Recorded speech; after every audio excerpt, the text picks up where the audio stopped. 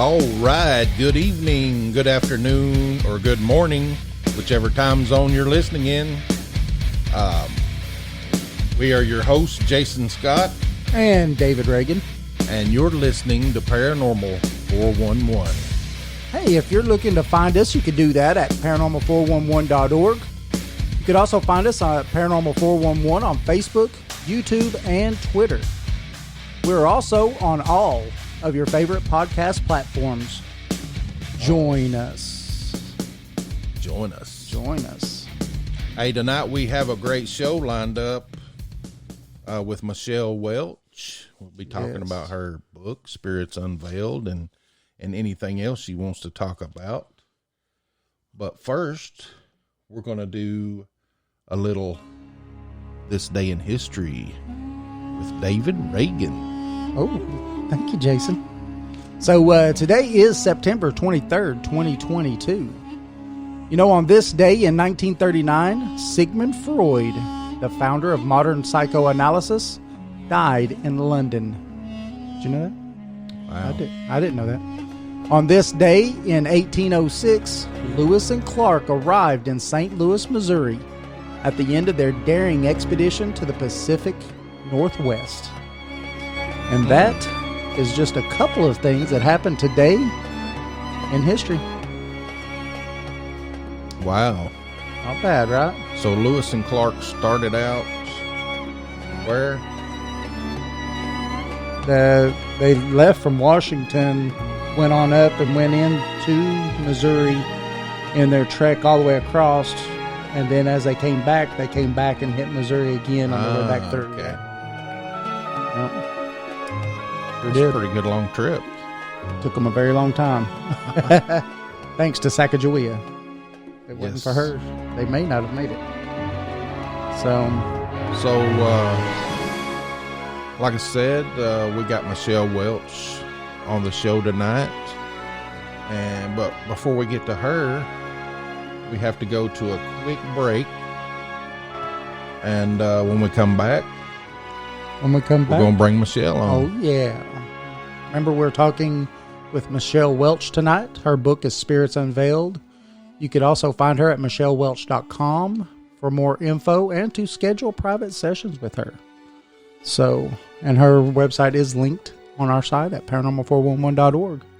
Your hosts are Jason Scott and David Reagan. We'll be back right after this quick break. In a world on the edge of oblivion, go to paranormal411.org for all of your paranormal, extraterrestrial, and cryptid needs. Hey, this is Eddie from Legends and Lore Pizzeria, and I listen to Paranormal 411. Love y'all and keep it squatchy.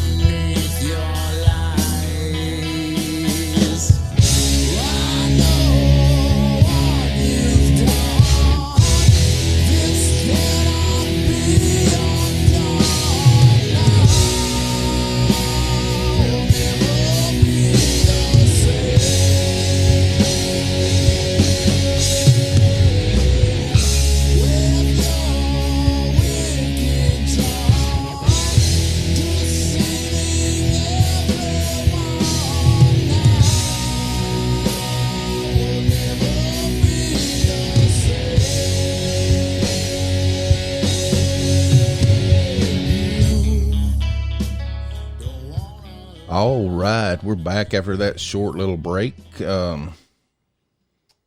want to thank Catalyst East Tennessee for allowing us to use all their music. Oh, yeah. Right. And so tonight we are talking with Michelle Welch.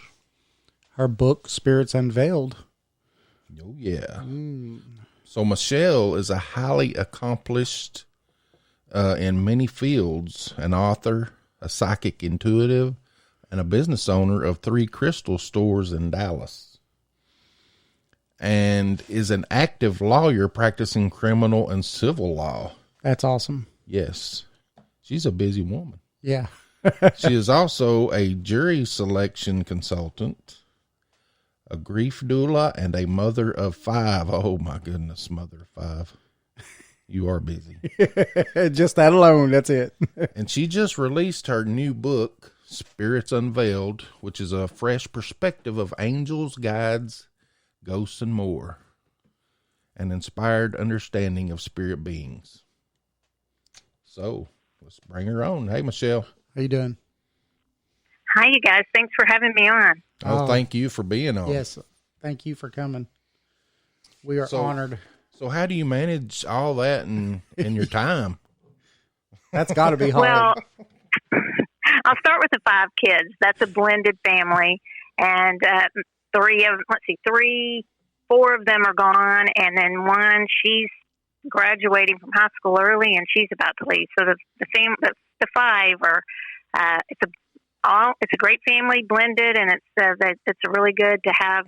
I don't know what's going to happen when the last one leaves. It's always pretty, busy, and so.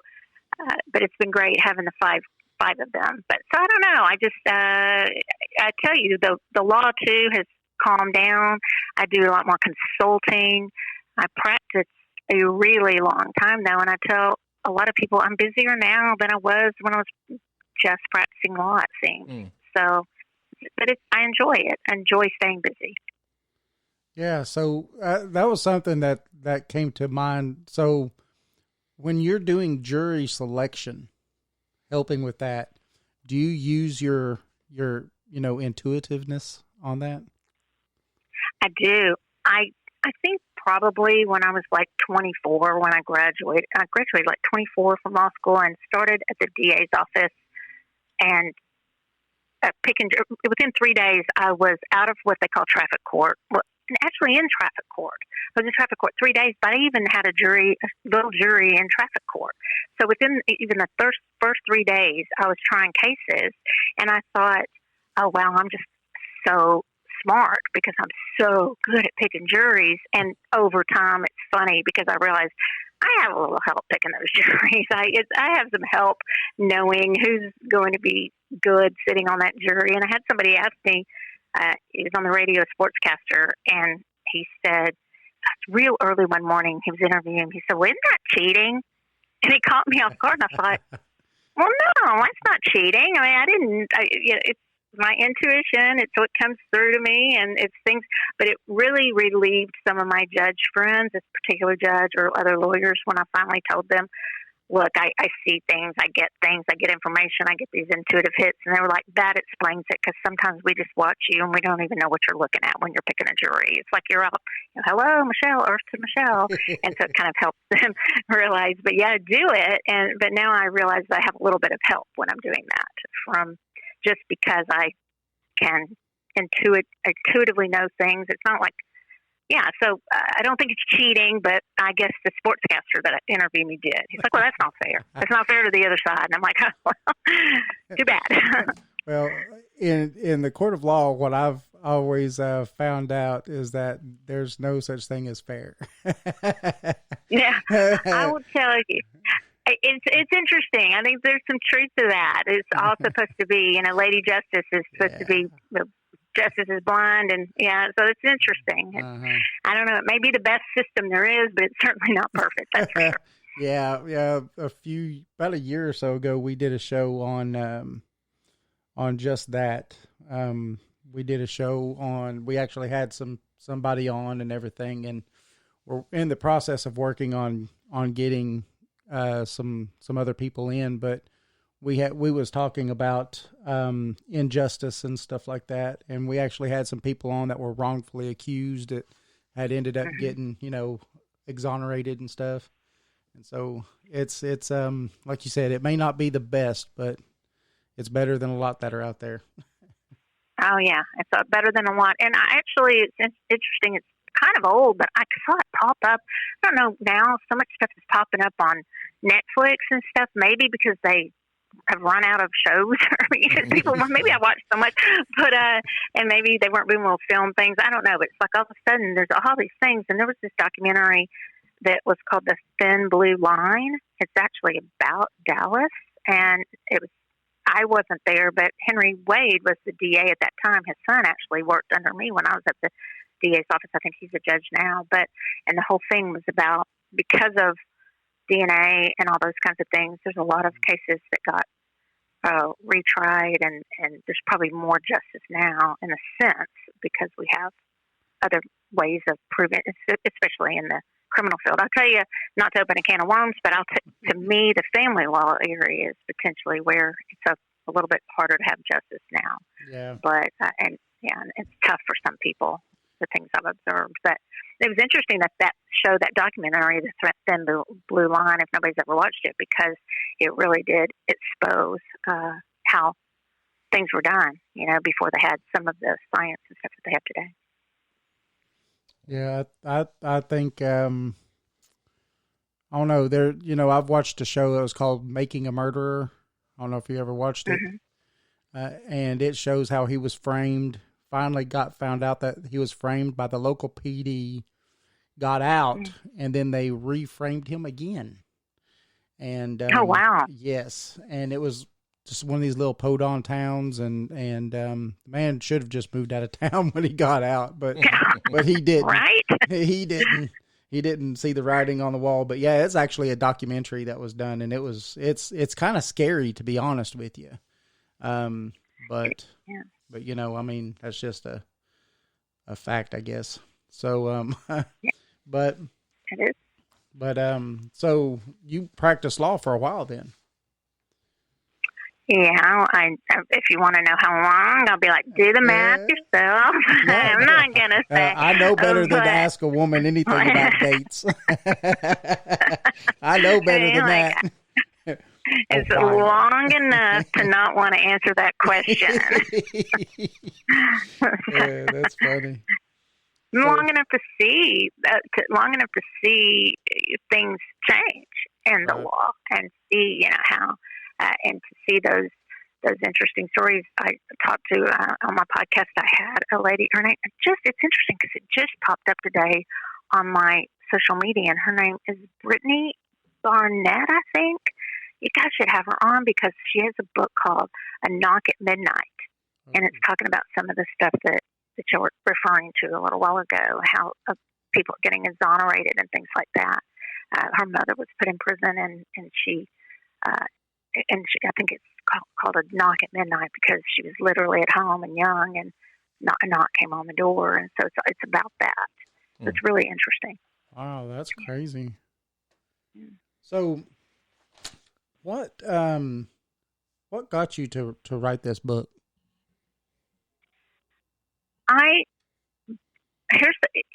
Honestly, and I hate it when people say honestly because it's like, oh, you're not being honest. And other times, that's a lawyer thing. Do you ever say it honestly in front of the jury? They're like, well, was that other person not honest? But to really think about it, it's because we're told a lot of things to believe, or this is how things are, or let's just talk about angels, for instance, or just a lot of things that we can't prove, we can't know necessarily for certain. And there's a lot of people who've written books, and I'm sure they're wonderful books, and I read a lot. And I read the books that come into my store, but I've always just loved to read. Maybe it's my escape. I don't know. But there was a lot of things that just started sounding the same, which over and over and over again. And that doesn't make them not true. I mean, that should make it true, right? Mm-hmm. There were a lot of things that just didn't sit right with me because that wasn't necessarily how I saw things. And so so I decided to write the book because of that, to kind of help anybody. You can, if you want to, get in touch with spirits. Sometimes you're maybe not going to want to, But really, it's the fact that spirits really are around us all the time. And so to know or see a spirit and know that they're around you really shouldn't surprise us as much as if there wasn't a spirit around us. And I know that sounds kind of backwards, but for me, that's always been my experience. And that's probably why I wrote it, because I'm not a total contrarian where I just want to argue all the time, but I do want to say, wait, let me think about that. Is that right? Because I keep saying all angels have wings, but sometimes I see what I think to be an angel, and I'm talking about with my real eyes or maybe with my third eye, and it's not my experience. So I just like to ask questions, and other people can ask questions of me because I don't expect them to agree with everything I say either. But that's probably why I wrote it. The biggest thing is to let people know how they can know what they're dealing with, but know that we're crowded around here. I mean, it's crowded up in here, guys. It's the way I say it. It's like there are things around us and beings, and also to give people hope, because they may be our loved ones might be closer than we think and more accessible than, and I know they are, than some people think. It's just a matter of frequency and knowing how to adjust that frequency, like a radio dial, to change get it to where it comes through and it's clear. So that's why I wrote it. Okay. And it actually was a little bit of I think people were maybe a little surprised when I wrote that one, because I'm usually pretty quiet about that kind of stuff. I'll write about energy. My first book, a lot about energy and how we handle our empathy and how we treat each other and pass, how we can improve and use different tools like crystals or things like that to help us. But so Spirits Unveiled being my second, because it's not like I'm the one I'm interested, but I'm not the one always going on ghost tours or looking for Sasquatch, even though I should. Where I grew up in Longview, Texas, I'm sure East Texas, that'd be a great place to do that. But I wasn't always the one that always talked about that. And so when I wrote about it, I think people found that somewhat interesting, my friends. And I was like, no, I know a lot about it, my own experiences, but I also want to hear other people's experiences too. Right. Well, I read your book, and I know Jason did, and it was awesome. And thank you, guys. And I want to tell the listeners that they definitely need to pick it up. Michelle Welch. I don't know if it was on your website, but I do know that it is on Amazon, right? And so they could look for Spirits Unveiled in Amazon, and definitely pick it up, because it was a fascinating read, and it was hard for me to, and I'm sure Jason too, to when we was reading it, to take time and say, okay, well, I have some questions about this, or about this, and because I was stuck reading. I've been reading since 4:30 this morning. Oh wow, really? Yes, ma'am. Are you a fast reader? I am. Yeah. Speed reading. I actually took speed reading classes. Yeah, and when I was in school and stuff, so I can definitely read pretty fast. Wow, I should have taken speed reading classes. I didn't, but I read a lot. So yeah. Well, the more you read, the better you get at that too. So that's true. Now, in chapter 7, discarnates and ghosts. I felt that pretty neat when you was talking about how you felt the compassion about all the lives that were lost in Hurricane Katrina. And then that you got those ghosts that attached to you while you was there. And, I did. And, do you think that having those kind of feelings towards those ghosts could be what causes other people to actually have attachments and stuff like that too? That's a good question. If it's having those feelings, I don't know that you have to have compassion for them to attach to you, right? I think it might make you a little bit more, because I'm sure there's some people that get attachments, and what I mean by that is literally a spirit almost clinging onto you, almost hitchhiking a ride with you, right? maybe they do it for different reasons. It's actually a great point, because the question could be, well, do they just want to be with somebody who is compassionate towards them? Maybe they're more drawn to that. I know that I've heard other people say, well, they're drawn to a light, a light that can get them around. I don't know that I'm always a super bright light. I mean, I have my moments, so I'm certainly not always the brightest light in the world, but probably that I opened myself. And I think it's interesting, because people will probably say, well, she just opens herself up to a lot of things, and that's not safe and that's dangerous. No, I've been seeing spirits and dealing with spirits my whole life. So I do think probably the compassion in that instance was one of the reasons that they did. When I got back to Dallas, I realized I had them still with me.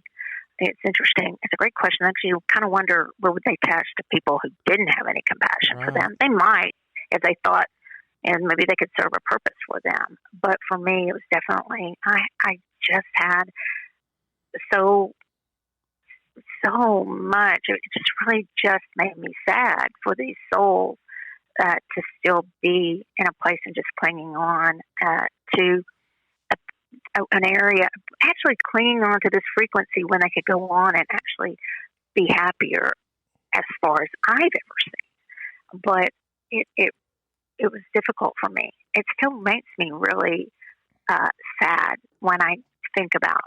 I watched a show recently. It's, I think, on HBO. I'm not sure, but it's called 5 Days at Memorial. I don't know if y'all heard about it, but it's actually about the hospital in New Orleans that was 5 days, and then they do some.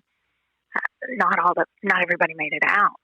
So the patients were just sick, and they were having to take them up this big thing to this old helicopter pad on top of the building. And I thought, man, it just really was a very, very sad situation. So my empathy, I definitely brought people back with me to Dallas, and it was draining. People ask me, is that draining? I don't think that the spirits are trying to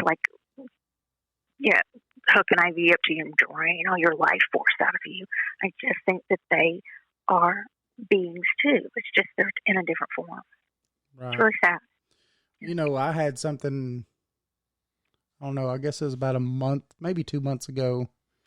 And I had to close down my business, and I had to go back to work for a company.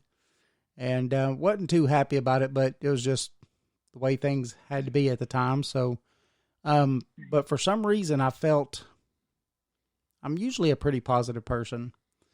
And, but I felt just day and night, didn't matter what, I was angry. I wasn't me, everything just made me angry for whatever reason. And I told my wife, I said, something's wrong, something's wrong.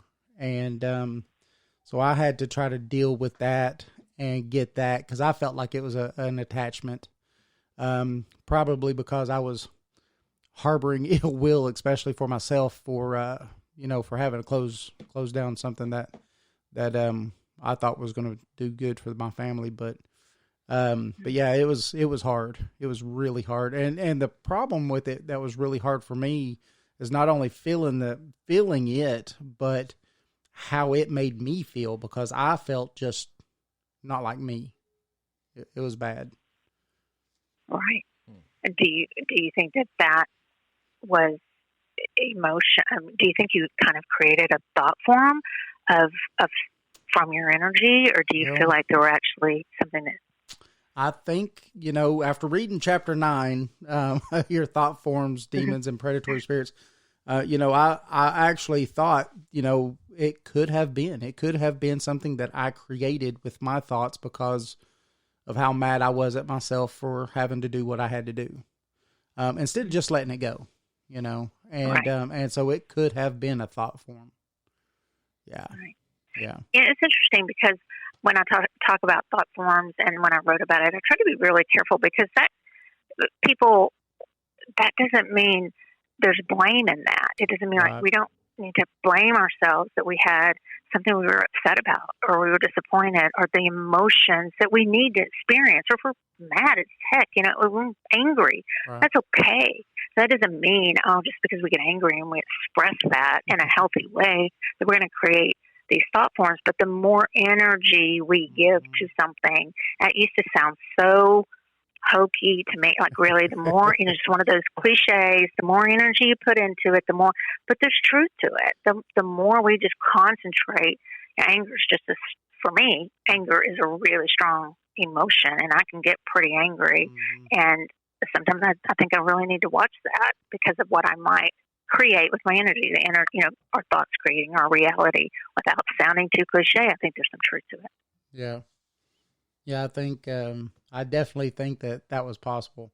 Now, I didn't think that was possible till I actually read that chapter, but I thought it was something else, but something that just attached to me because of the way I was. There's just feeding off of it, but well, it could be that too, right? And I don't know that we always 100% know until we start paying attention. Right. I'm not sure I 100% know for myself until we kind of start scanning our energy every day, mentally, physically, emotionally, and spiritually, and we really become aware of our own, how we feel on a certain day. I would say for anyone that, let's say somebody's going to go on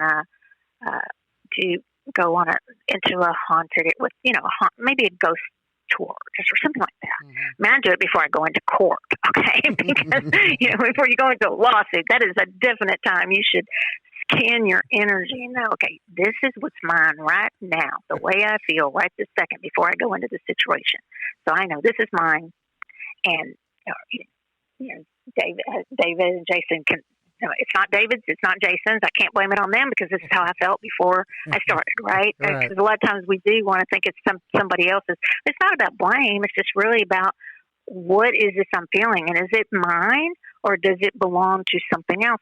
I hear a lot, people would come in the store, and now I've kind of trained the people who work here, because it's a lot of energy. People come sometimes in that it's just, they're going through something and they maybe want to talk to a reader or something like that. And I've always trained them, because you'll hear people go, well, I don't know, the energy over at such and such isn't so great. And I always want to teach people, let's look at our own energy first, before we just start jumping to a conclusion that there's some bad juju or mojo, or I don't know if I can use either one of those words, okay, but it's some place, it's not necessarily that. We just may be having something going on with us. Right.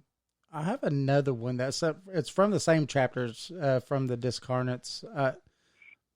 You talked about, and we kind of talked about it a little bit before the show started, but you have a ghost that comes to you from another building that you said, you think maybe an ancestor or what. And you said that you had wanted to talk to him, and I was wondering, have you ever, since you wrote the book, have you ever got to talk to him, or have you got to talk to him at this time? So I have tried. So I'm sitting in that room right now. So it's a back room. It's where we have classes at our first location, which is in Carrollton, Texas. It's kind of Carrollton, Addison. It's mid-Dallas, really, is what it is. And so it's probably pretty big classroom for a store. And I'm at one end, sitting here talking right now. I won't tell you just because I was like, okay, we'll see if he'll talk to me. But it was other people who worked here, and different people who weren't always here at the same time. Like maybe there'd be an energy worker, then maybe this be somebody who's checking people out. And over a period of time, even people who hadn't talked to each other, it was the exact same story. And all of a sudden I realized on this wall that I'm looking at right now, it's the wall that connects to the people next door. And I noticed they were putting like black tourmaline. There was black salt. I'm like, what the heck is back here along this wall? Because it's actually where I sit in the front of the classroom. I was like, what are people putting back here? So I finally asked, and this is, I don't know how long ago this was, and they were like, oh, no, you haven't heard? There's this, every time somebody's in there, or when the readers are sitting in a certain area, they feel this man. And he looked, I said, well, what does he look like? And they all described him the same. One person said, well, I just felt him like leaning over me, but it felt very disapproving, like he doesn't approve of anything that we're doing here. And then they did finally describe him pretty much the same, which is interesting because it's different people who hadn't necessarily talked. And he was more like, I want to say, think of the kind of is it the Puritan or when they came over? Yeah. Yes. And so, I was like, immediately I said, I bet you that's one of my relatives and they just don't approve of what I'm doing. And people started laughing at me like, that's funny, Michelle. And I'm like, no, really, it was the first thing that came into my mind is it could be, I had a lot of, in my family, I have a lot of ministers, a lot of it's from Germany, Lutheran ministers. I mean, a long line of ministers, pastors, people like that. And I thought, man, I feel like not everything's about Michelle, but not every spirit being is around here because of me, right? But it just felt kind of like that to me. And to answer your question, I haven't had the chance to talk to him. I even had them for a while, like remove the like tourmaline and the salt. I don't know what, I think they had some herbs I'm looking right now to see. And I finally just like, you guys just move this, but some of them will not do it. They'll want the white tourmaline and stuff in between the walls. So it was somebody else that said to me they believed that he was coming in from the place next door. That's where he was like just coming through that wall somehow. But I would love to talk to him. I'd love for him to give me information and things that one I've just not been able to connect with, which is pretty unusual for him to tell me that much. That I recall anyway. I think I might have had some feelings. I definitely had some feelings of disapproval, but that just may be my logical mind stepping into. Wow. I just wish I could see something like that. Well, when we get to the chapter 11, I've actually got a question about that. Oh. So. Okay, great. Chapter 11 at the very end. I've got a question for that. I like chapter 10 myself. Chapter 10, the multi-dimensional. I'm a dimensional guy. Yeah, he loves the dimensions. You are. Yes. I think everything paranormal is dimensional. I think it's very possible. Yeah, I do. I agree. I do. I think so. I don't know. So you go ahead. Yeah. Well, so if we're saying that, so like to me, everything, it's just to be multidimensional. I mean, we definitely know, or at least quantum physics, quantum mechanics, just how, it's validating now. Mm-hmm. Multiverse, that there's parallel universes. This is, really brilliant people confirming kind of what we've known from a quote unquote metaphysical viewpoint, and they're starting to say the same things. And we may not always agree on the beings that come from the multiverse or come from parallel universes. A little bit different because it'd be probably the same beings, doing different things in a different parallel universe. But there's just so many more people now that are for me, it's just so hard to think it's not that way. Mm-hmm. It would be so, since I've been young, I've thought, why would you not think that there are other beings and the multiverse and so many more? Why we're so self-centered to think that we're it? So I've thought that ever since I was young, maybe because of what I saw, but I haven't seen everything. I've not seen every being that's I believe out there. So to me, it's just easier to believe and to know. I mean, I know what I've seen, but also to believe, even if I hadn't seen it, that there's more out there and more different kinds of beings than just us. To me, it's just more logical to believe that than it is to not believe that. But so it's hard for me to twist my mind around the fact that somebody doesn't believe in different beings. Yeah. Yeah. They've already proved that, like you said, the scientific community has proved there's a multiverse. Yep. right here in Tennessee at the Oak Ridge National Laboratory, they've got a big collider up there that's opening portals. Yeah, they're trying to open portals to other parallel universes. They say it's kind of like the show Stranger Things. It's what they're trying to do. Would you do that? Would y'all get in that? I mean, like, is it stepping into a portal? Is that what it is? I'd love to go. Right now, I know that they're trying to send protons and neutrons and see if they could get those to go through. Yeah. And stuff like that. Yeah, they're trying to prove it right now. But yeah, it's just literally 30, 40 miles from here. Wow. Where they're doing that. Yeah, it's crazy. That's interesting. And it's interesting. I'm not saying it's interesting that it's in Tennessee, but, you know, being from Texas my whole life, I think some people might think, that we're not as open to those sorts of things. And that's just not true. It just depends on, you know, and it's okay if somebody's not open to it. I'm not saying they're wrong. It's not my place to say I'm right and somebody else is wrong, but it's really interesting. I didn't know about that. And I think it's really interesting that it's here, you know, in the South where they're doing that. It's, you know, a lot of places where people, I don't know, just being from Texas, even with my accent, my husband and I were talking about that, you know, sometimes they don't give us the credibility. Yes. So I'm glad to hear that people are looking into something, to me, that it's complicated when you get it explained from like a quantum physicist or quantum mechanics, string theory, all those entanglement theory and all those things, but it's so fascinating that it's so tied in to what we have believed, or I'll say I have believed through, you know, metaphysics, for lack of a better word. Right.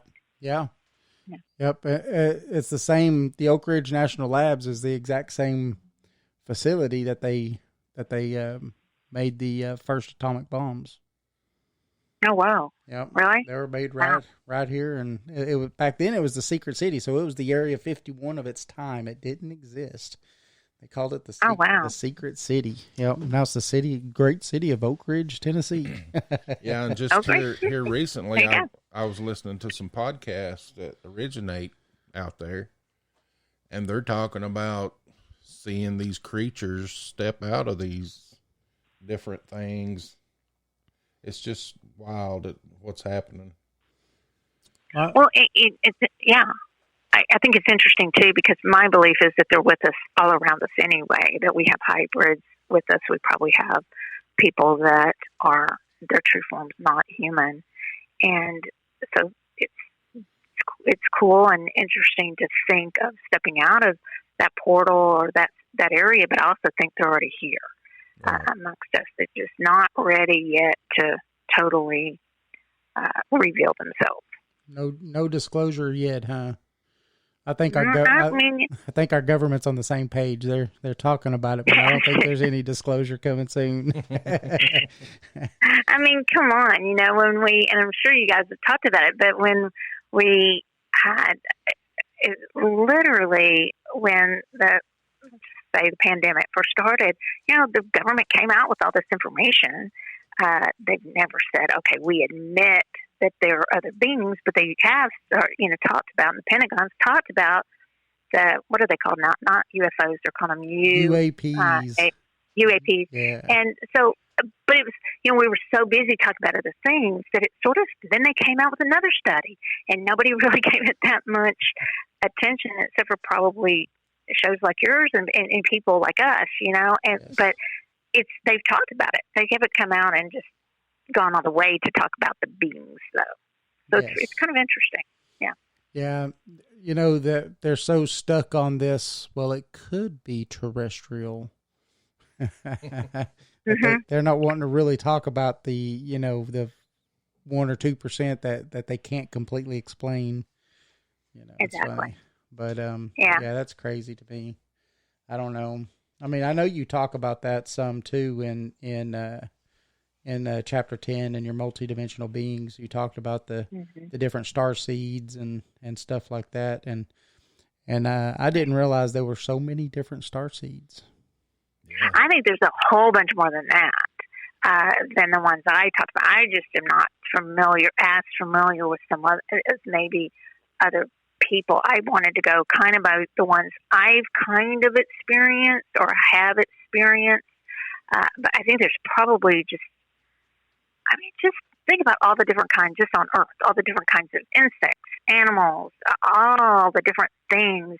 I mean, minerals alone, there's over 4,000 minerals. So when I'm teaching a crystal class, I'm like, okay, don't think you have to start at the A's and learn and go through the Z's to learn them, because you're probably not, you won't make it past the C's, right?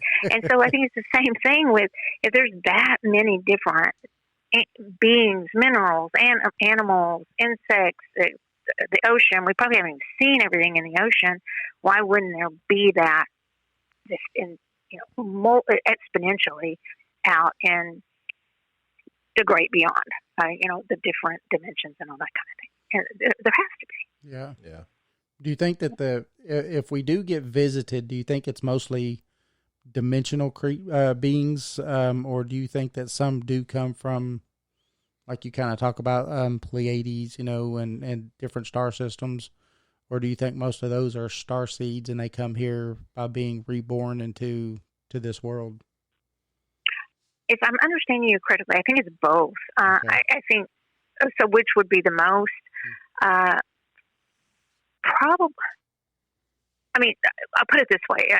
Tell me if are they already here and they've been planted here to teach us things or to do whatever, the seed, being planted here, or is it something coming from somewhere else?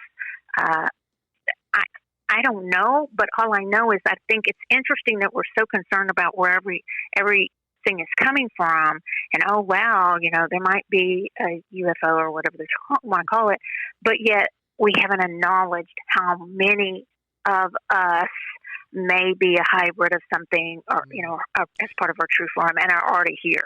So I don't know how many, the comparison, but I just think it's interesting that the focus isn't a lot of times on the fact that we have them amongst us already. And I know that to be true because I've experienced it. Oh, and that's another thing that I found fascinating about your book, is because in that chapter you also have like a list, and it went from A to, I don't remember, J, or it went down pretty far, and each one was a list of things, and to kind of tell what each, if kind of a self-diagnosis, if you may be this type of star seed, or if you may be this type of star seed and stuff like that. I found that pretty interesting. Right. And so, and that came from years of doing, I did a class for years. I've called it different things, like your psychic senses, or the latest is intuitive insights. That's kind of my third book, and how to develop I'm working on now, develop your playbook, so to speak. I'll put it in sports terms, and every sports team has a playbook, right? You have a playbook to learn about yourself and about other people, your opponents, drills, exercises, running, like football, so, running the drills or whatever it is. And so I'm doing this, coming up with your playbook, because we don't always see things the way our best friend sees them, or experience things in the same way. It doesn't make one wrong or one right. But in that, for years of doing that, I would say, I would sense different people in the class and how they would perceive things. And then I would start realizing they really have these attributes of, let's say, an Atlantean, which probably 20 years ago, if you told me I was going to tell people that there's Atlanteans amongst us and that's real, and that actually there was Atlantis, I think they were crazy, because I was trying to be so logical and all those things. But throughout meeting with so many different people and guiding them through meditations and things, and it's not hypnosis for me, like Edgar Cayce that they talk about, so past life regression, it's not necessarily that, it's just watching and then talking about somebody's experiences and the fact that we do have a blend amongst us, or somebody might be here that's just pure, straight up, doesn't have any human DNA. I believe that too. but it's not. It's for me. It's I like to kind of experience things before I say talk about something. And so from years of being around people, that's when it's another example when I started realizing, wow, I mean, it's so crowded. And I use that term crowded because it feels claustrophobic, all the different kinds of beings, and they have a different feel to them and a different, almost like energetic pull to them. That makes a lot of sense. It really does. And for some, it may not. And they may think there's just no way. But again, to me, I say, why wouldn't it be? Mm-hmm. I mean, we have so many, like I said, so many different, energy doesn't go away. It just changes form. So an energy can change the form. And why is that so surprising? Now somebody may think, well, that's not correct as far as everything is created in a pure sense, and then it doesn't twist into something else. And I'm not trying to step on anybody's beliefs about that, because I was raised that way too. But the truth is, energy does change. There's a limited amount of it, and it never goes away. It just changes form. So why is it so surprising that we might change our form sometimes? It's not that far out of at least some logical reason to think that. I think it's more illogical to think that it couldn't happen. Right. And that kind of goes along with your chapter 8, where you talk about, the places and, and stuff like that. And kind of going along on that after what you was just saying, do you think that some of those energies and stuff could be what's imprinting upon, a place, a house, a bridge? You tell a good story about a bridge and stuff in that section and stuff. Do you think that some of that could be, the pain that's there? But do you think maybe some of it could also be just Gaia? I mean, do you believe in Mother Earth? I do. I do. I do believe in Mother Earth, and I might not believe it in the way other people believe. I mean, as far as the worship of or something like that. Right. But I definitely believe in Mother Earth, and that was another thing, just being raised a certain way, that it was difficult for me to like. But yes, I do, and so I think it's really interesting in that chapter you were talking about the Goat Man's Bridge, and that's probably one of the most famous places for quote unquote the energy there, and if you want to use the word haunting.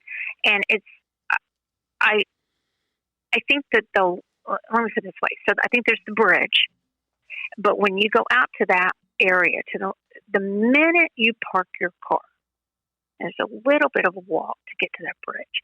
The minute you park your car and you step onto the land, and there's nothing. I mean, this is Denton, Texas. It's not like, we're going to a spooky place. If you didn't know, right? And so basically, I'll tell you, the first time I ever went there, I didn't read anything, which is what I try to do. If I read for some and I don't ever want information. I tell people, don't tell me anything. I want to see what I feel. But the minute your feet hit that land, you feel something. You feel like the energy just feels different here. And definitely there's a place on that bridge. So I didn't want anybody to be near me the first time I went. I was with a group, and they have their gadgets and their phones, and I'm like, I had nothing. I just wanted to walk on that bridge, and there is an energetic shift when you walk on that bridge. I don't think you have to be any kind of psychic, a medium, anything like that to feel that energetic shift. So the bridge has energy alone. The land has energy, its own energy, because not only did some things happen, on that bridge with the story with the bridge, but also things have happened since, because you have people now that they know that this is kind of a quote unquote spooky place. Then you have people going out there and doing things, and these are the things I felt, out in it's kind of swampy for Texas. I mean, for Dallas, Texas, it kind of feels like swampy. Lots of mosquitoes, and when you get back in the thick of it, when you get off the bridge and you kind of walk down, but there you feel other things that have maybe happened recently that I'm going to be honest, like they reminded me of some of the cases for criminal. I used to do criminal defense, and I prosecuted at the very beginning of my career some things that make me feel very uncomfortable. So the land has held that residual energy. And then I think it's also held the the residual energy of also even before some things that have happened recently that maybe aren't so good out there. The Native American lands. And I felt out there some other energy, and I should know my history better, but I didn't just feel a Native American battle out there. There's this big open field, and on that land I felt a different kind of, like a more recent battle. Like, I don't know if it's civil war or what, because I really should know my history, but it felt like something that wasn't it was more recent than Native American. But my point being, so the land holds this energy, and then certain things on it can hold energy. But the land can be this, like we're talking about Mother Gaia, this living, breathing with a personality of its own. But then you also have what has happened on that land, and maybe some structures or trees or whatever, buildings that have also gotten energy. And to distinguish kind of between the two. And that place is actually really, really a fascinating place to go. And I've talked about this before, and if you allow me just to say, I don't, my husband's taking groups out there because he does the paranormal groups and goes out there. I've gone with them, and other groups will be out there, and they'll start following him around as he's guiding people. But I didn't go last time. I was like, I can't. The energy, again, makes me out there. The things that have happened make me very sad. And for me, it's not so much anymore. It's not so much, this is going to be fun for me, and I'm going to go. I really don't like it when people agitate spirits, just try to stir them up. And some of the TV shows, they do that. And I'm not trying to judge. I'm just saying, for me, I don't appreciate that, because they're agitating these spirits to try to get them to do something interesting to entertain them. Right. And for me, again, it's that compassion where I feel like if you really and truly believe in this, if you really do, and you're having a TV show and you really believe in it, then maybe you should have some consideration for the souls that are there, because it's sad. Mm-hmm. It's usually sad. They're not there, and they're just so happy to be there. It's a sad situation. Yeah. So, yeah. And I know you talk about, like, it was really, really fascinating to you talked about the Fae and things like that too. Do you ever pick up on things like that when you go to places? So, of course, if we go, and you were talking about the Fae, the fairy, is that the element. So, it's, if I was lucky enough to be able to go, like, to New Zealand or Scotland, and I haven't gotten to do those things. My kids have, but I haven't. Some of my kids, I think it'd be easy to pick up on that energy because of belief. So I think belief enters into it. Us in the West, I just posted it not too long ago. I said, how many of you believe in elementals like fairies? And it wasn't a big response. I didn't have a picture with it. Put a picture on your polls when you post them on social media, and you'll get more attention. A good picture. But I will say that and I'm not sure where they were, but we have on our iPad, Roger has, where they saw, and of course, I listen to you guys talk about this, like orbs and things like that. Listen to one of your shows. It's really good. And you're talking about orbs, and is that, dust? How often is it dust? How often is it like an orb? The elementals kind of, to me, they don't look like orbs, but they're kind of sphere-like. And I think you also said that could be a shape that you might most often pick up on. But are the elementals here? Yes, to answer your question. Is there as much of a belief in that? No. But for me, even when I think, okay, I'm being silly. Okay, Michelle, really, get in your logical mind. I mean, come on. You're a smart person, or smart enough, okay? Smart enough. Is it really? I mean, is that really? And I will tell you, yes. And the thing about those elementals is that people will always say, would look at me a lot of times when they do be readings of your quote unquote true form, and they'd be like, okay, Michelle, you have a lot of fairy energy. And I'm like, okay, well, is that the trickster energy? Because people always think, oh, they're just little wings and little beings that are so kind and flitting around. No, I mean, the fairies, they are tricksters, a lot of them. And do I think we can encounter them here? Absolutely. I know I had one in my house because they kept hiding some of my jewelry. And literally, it was not me moving it. It was not anybody else moving it. And it still sounds a little bit like, really, Michelle? But that's because we haven't been brought up to necessarily believe in fairies and elementals as much as in different countries where it's not even a question for them. I mean, the story I talk about in the book where they spent millions to move a highway around the hawthorn bush because they were like, the construction people were like, oh, heck no, I am not going to be the one to make those fairies mad at me. That's right. I will not do it, and I'm talking millions, so it's very, very, very real and something that, you don't want to mess with them too much because, they're not necessarily playing with our set of moral our ethics or our moral compass. They may be playing with a different set of those, and they may play some tricks on you that you don't particularly like. Usually, by the way, the jewelry, I found it right where I left it. And I'm serious. It was a nice piece of jewelry. Roger, when we were in Vegas, he had me go to Jimmy Buffett. Okay, so we walked really far away to go to that Jimmy Buffett restaurant, and my voice is getting more country as I talk about Jimmy Buffett.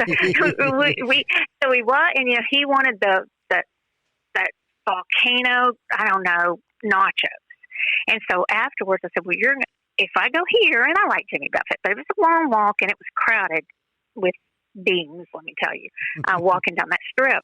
And I was like, if I'm going to walk all the way down there, then when we get back, I want to go. It was a certain store, and I said, I just want to look at the jewelry there. And I definitely came on the winning end of that. I'll go to Jamie Buffett anytime. But it was that necklace that I got there that disappeared. And, and literally it was gone. And then it came back. And I guarantee you, I know. I never saw it, though. I never can say I saw it.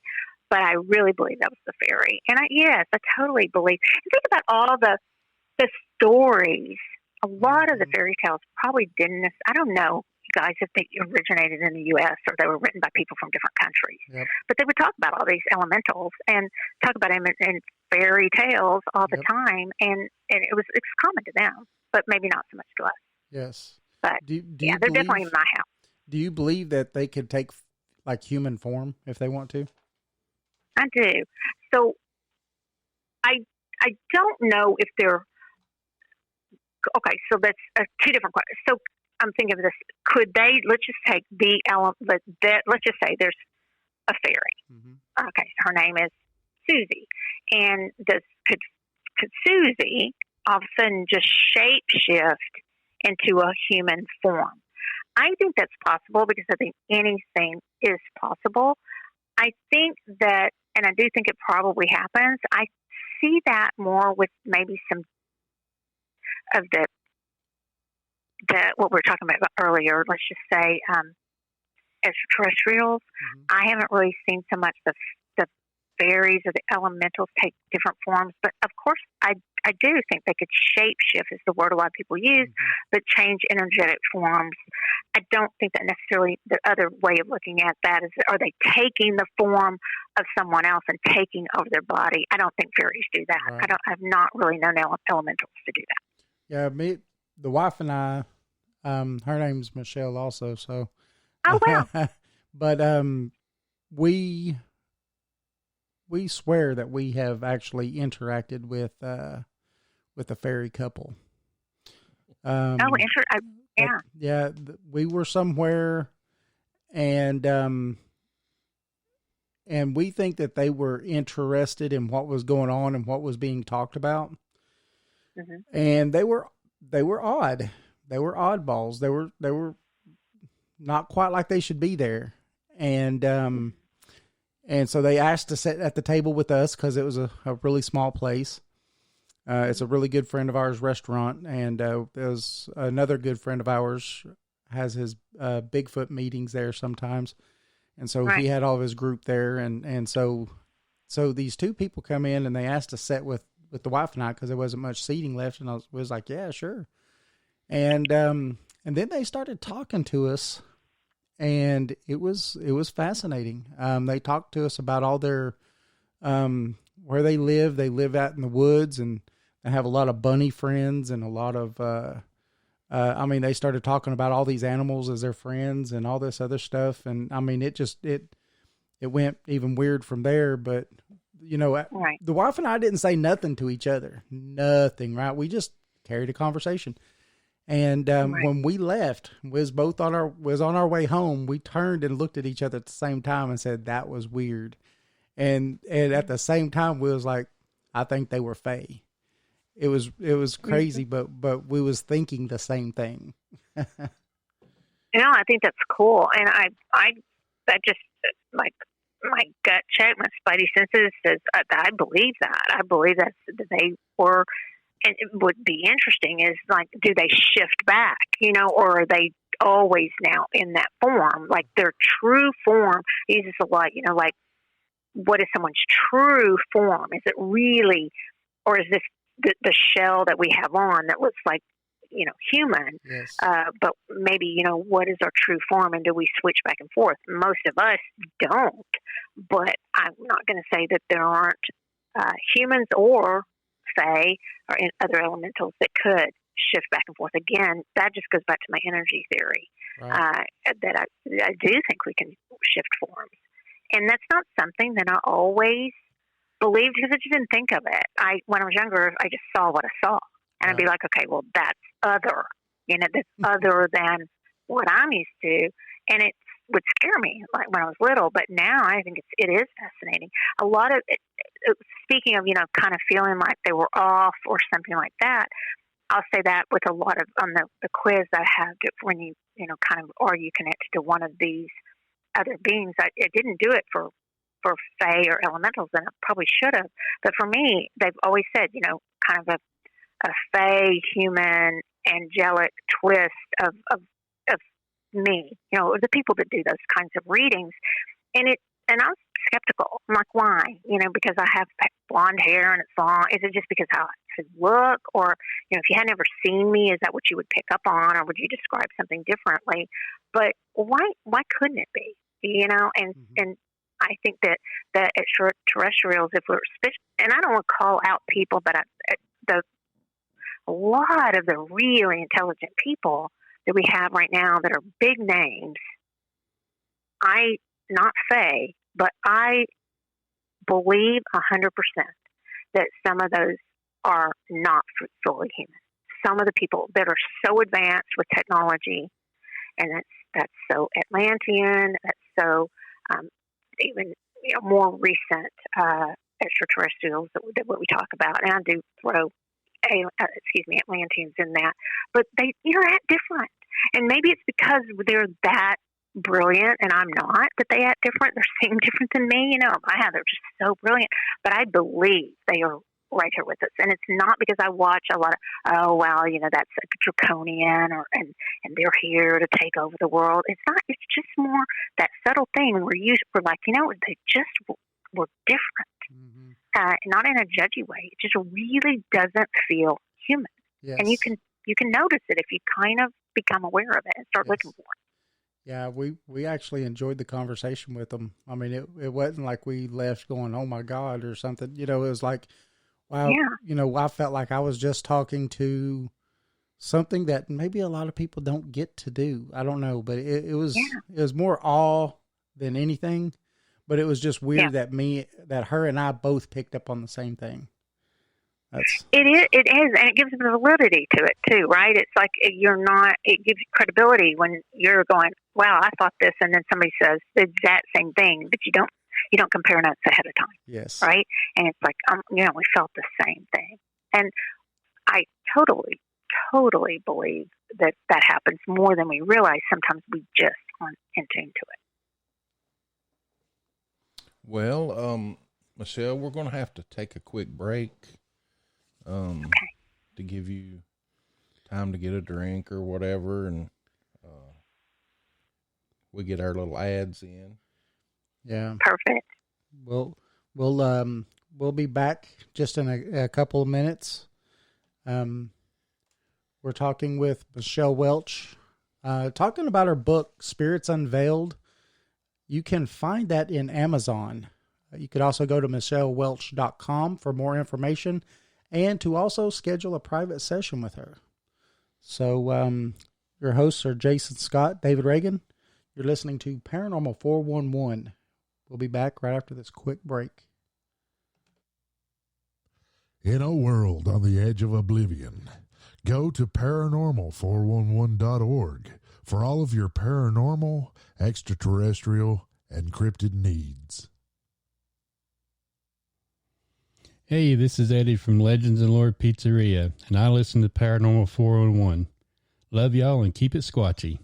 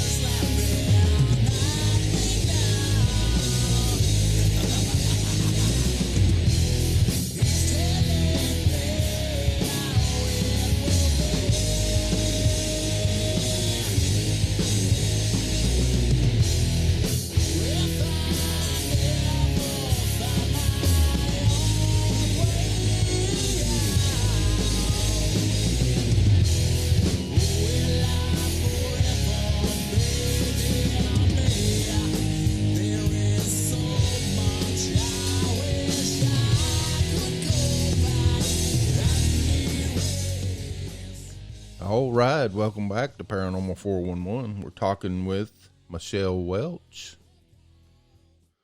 Yes, about her book, Spirits Unveiled. And this is an awesome conversation that we're having, right, Jason? It is. And also want to, before we bring Michelle back real quick, I want to thank Catalyst East Tennessee again for allowing us to play their music. Oh, yeah. So, Michelle. Yes. You still there, right? I am. Hi, Jason. You're not bored yet. Absolutely not. No. Oh, great. It's like I told you guys earlier, I spent the better part of my day listening to one of y'all shows. They're great. Oh, thank you. Yeah, thanks. We appreciate You do that. have a podcast too, right? On YouTube? I do.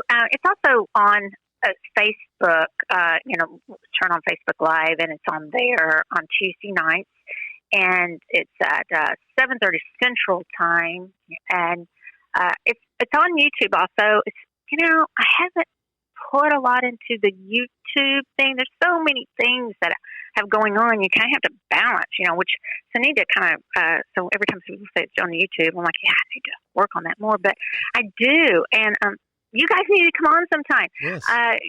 We have all types of, guests, and one of the points of my show, of ours, is it's kind of all across the board. It's kind of guest driven a lot of times, but we really want to show how in everyday life, how people use their intuition, how they use, I told my dentist, I just had to go get my teeth cleaned. I was like, you didn't want to be on my show?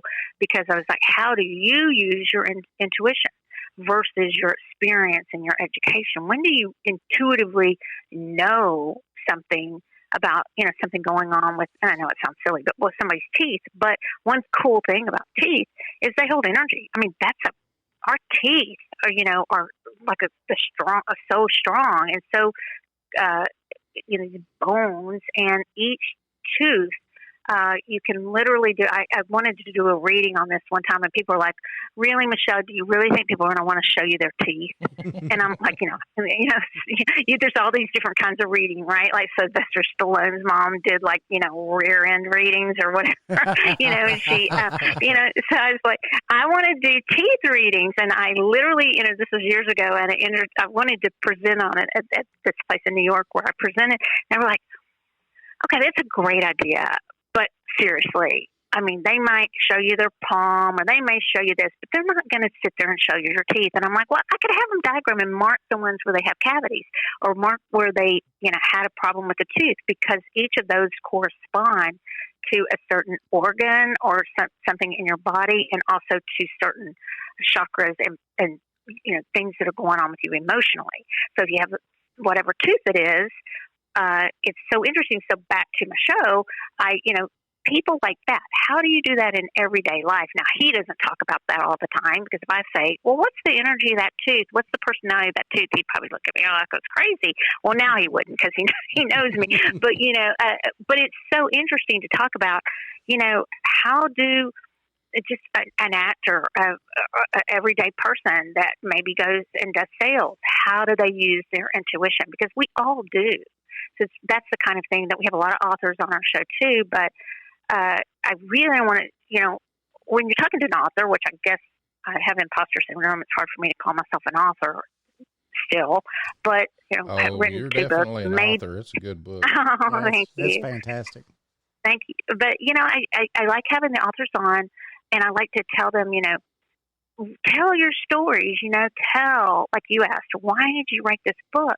So on our show, we've had some fun guests, and we really have a good time doing it. Love for you guys to come on. I've watched it with I think Matthew McConaughey was on there with you. Oh yeah, with Matthew. Yes, that was pretty interesting. He's a good guy. He was, honestly. Have you guys met him? He's so nice, and he came out with, and I had never met him either. We're talking about Matthew McConaughey, and when he. I didn't know him ahead of time, but I actually did know his brothers, because Matthew, even though he's from, sadly, everything going on with Uvalde, he's from there originally, but he lived most of his youth is in my hometown of Longview, Texas, and so he's the youngest, but so I knew his brother, I knew Pat and Rooster, and Rooster's one of them, one of his brothers, but Matthew, I would always say to people before he came on, it was really rude of me actually, but I'd be like, oh, come on, you guys. I mean, he talks just like every other guy from Longview. Why are y'all acting like he's such a big deal? It's just like a typical Longview guy, and the truth is that was a compliment, because he really is. I mean, he's just a really, really, down to earth guy. He came on, and we were doing everything by Zoom then. People do come in studio here to film, but, during that time, it was couldn't do that. And so he was like sweating. He like had this handkerchief he was doing, and it was like, you guys, I'm really hot. My air conditioning's out. You know, he lives in Austin now, and he's just so down to earth, and he's open. He's open to the things that I talk about. He may not believe everything I believe, but good grief, if we all believe the same things, it would just be completely boring. Yes. I mean, we know we experience things in different ways, and I think that's something important when we're talking about these beings. First of all, if somebody doesn't see something, I try to explain this in my classes. Number one, it doesn't make you less than just because somebody else says, "Oh, I see this standing over your shoulder." A lot of times I would ask people to clarify what they mean by see. Are they really seeing when, you know, if you go to certain readers and, you know, or whatever, you know, energy workers, and they say, well, I see this guardian being standing here over your right shoulder. I typically say, well, okay, do you really see them with your physical eyes, or do you see them with your third? Does it matter to me how they're seeing them? I just am curious. Mm-hmm. And a lot of information comes from just seeing with that third eye. Like I mentioned earlier, seeing with our mind's eye. You know, anybody listening, don't negate that if you've never actually seen something. But if you can then say, okay, I feel a certain thing, and discount that it's just my imagination. I mean, I think our imagination is where spirits actually come to play. It's like a playground for them, and not in a bad way. Could be. But we need to be open to that. Our imagination opens us up to things. We were given that imagination to keep us from being just so in our left brain, I believe. Mm-hmm. So, yeah, that's it's very interesting, and I always want to point that out because people just sometimes give up if they feel like on their intuition and their intuitive abilities if they don't actually see it with their physical eyes. And I'm here to encourage people to really not give up on that, because it may be more people that see with their third eye or their mind's eye. I'm glad you brought that up because, you know, like we said before, I've never seen anything, you know, out of the ordinary. Mm-hmm. But I don't know if this goes along with that, like you're talking about. I mean, to me, it sounds like it's the same thing. Since I was young, I get this thing in my ears, like I can hear differently. I don't know. I can like hear the vibrations of something moving, but it's just a feeling. I'm not really hearing it. Mm-hmm. And every time I'd get that feeling, before I even knew it, somebody would walk in the room. Oh, well, yeah. And it still happens today, but a lot of times nobody's walking in the room. I just wonder if that could be my intuitive ability. Mm-hmm. I believe totally. And probably somebody could still be walking in the room, and it's just of a different frequency that you don't necessarily see. I think it's cool because I'm so big about frequency. I think it's really cool that you have that clairaudience. Is what that is. You know, it's clear hearing, and that's one of the major ways that people get information. That clairaudience means clear hearing, right. And I would think that's what you have, and that could be totally how beings communicate with you, as opposed to clairvoyance or clear seeing, or actual seeing with our eyes or physical eyes. It's interesting for clairaudience. I think sometimes it's just this subtle shift in the way. It doesn't have to be like there's a fire, get out, and it's an audible. Right. That's unusual, but that listening to the shift in the vibration, which is the rate of that would be frequency. Yeah, right. I think is very much done with your ears. Could be, yeah. It's not like I'm hearing something. It's a feeling in my ears that I get. It's feeling. That's interesting though, because that's like I call it your tell. So like poker, you want to learn kind of people's tells. Some people are harder to read than others, but I learn my tells. So what I mean by that is like, so when your ears are doing that, you knew that used to be, it was a tell that somebody was going to walk in the room. Right. Probably people are, something's walking in the room now. It may just be communicating now on a different level with you. So that's a tell. Where some people, the hairs on our arms may go up or something. We feel something back of our neck, or all of a sudden we kind of have a little bit of headache. But that's a tell of that. For you, it used to be somebody walking in the room. It's probably, I'd say, if you don't mind, I'd say that it probably is somebody still, some sort of spirit still walking in the room. And that's why it's really important for us to know our own tells, because somebody else might not experience that feeling or that sense in their ears the way you do. I had somebody that in one of my classes, she always told people that they had something wrong with their elbow. I mean, for months. She would be like, well, what I'm picking up is, because she would feel something in her elbow. And so for months, she'd be like, trying to teach how all of us can get information. It's just in different ways. And just every single, I'm talking week after week. And I was trying to be patient or to let her come to it. But, she'd say to the person, Jason, what I'm picking up on is you have something, your elbow hurts. And, Jason would be like, no, my elbow's fine. And finally she got to the point where she realized her elbow was a sign, or her tell that not that they had something going on with their elbow, but it was her tell of another message for them. And so I think it's really important, like, to keep a journal of your tells. Like, I hear certain things in my ears. Does that make sense? Yes, it does. Yeah. It really explained a lot. I mean, I've learned something. And do you have a Jason learned something. Yeah. There's more than crickets between my ears. I was going to say, do you have like a special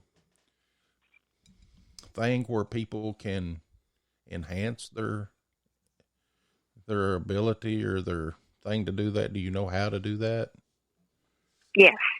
And I think that Spirits Unveiled touches on it, because it tells you, actually, it's probably more advanced. Spirits Unveiled. Somebody told me I was doing my books in reverse order. It's like the first book was all on energy.